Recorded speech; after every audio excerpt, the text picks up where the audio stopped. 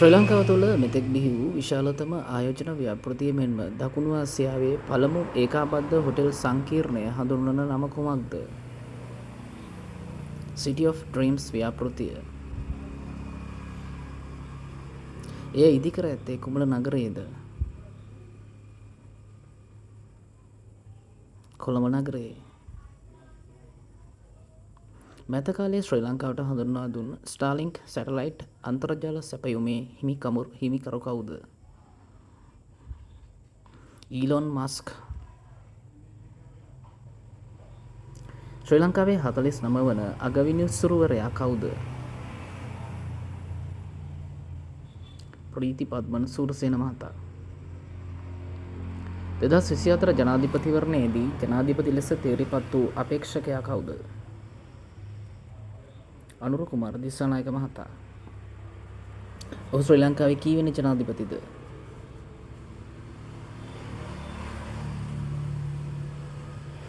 දසවැනි ජනාධිපති.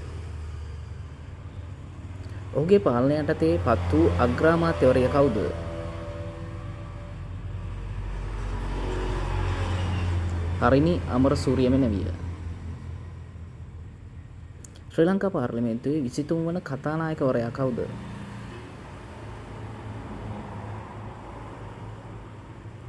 ජගත් වික්‍රමරත්න මහතා. උපාධි සාතික ගැටලුවක් මුල් කරගෙන ඉවත් වූ කතානායකවරයා කවුද?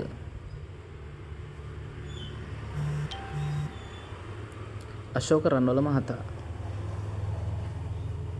2025 වසරේ සමරනු ලබන්නේ කීවෙනි නිදහස් දිනයද? 77 වන නිදහස් දිනය. ආසියානු මලල ක්‍රීඩා තරඟාවලියේදී මීටර් 800 ඉසව්වෙන් රන් පදක්කම දිනූ ශ්‍රී ලාංකික ක්‍රීඩිකාව කවුද?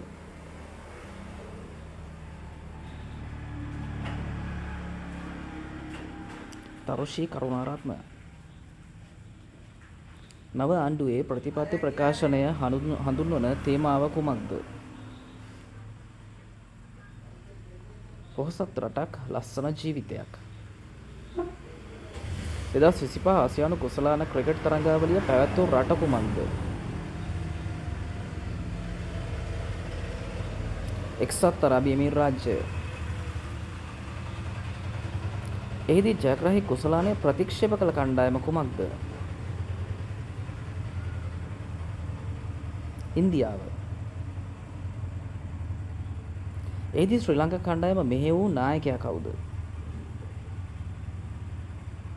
චරිත් අසලංක. 2025 කාන්තා ලෝක කුසලානයේදී ශ්‍රී ලංකා කණ්ඩායම මෙහෙය වූ නායිකාව කවුද?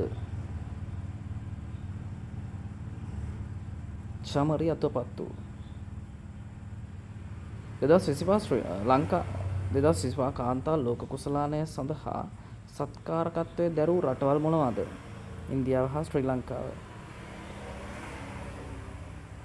දකුණු ආසියානු ජ්‍යෙෂ්ඨ මලල ක්‍රීඩා තරඟාවලියේ අනුශූරතාවය දිනාගත් රට කුමක්ද? ශ්‍රී ලංකාව.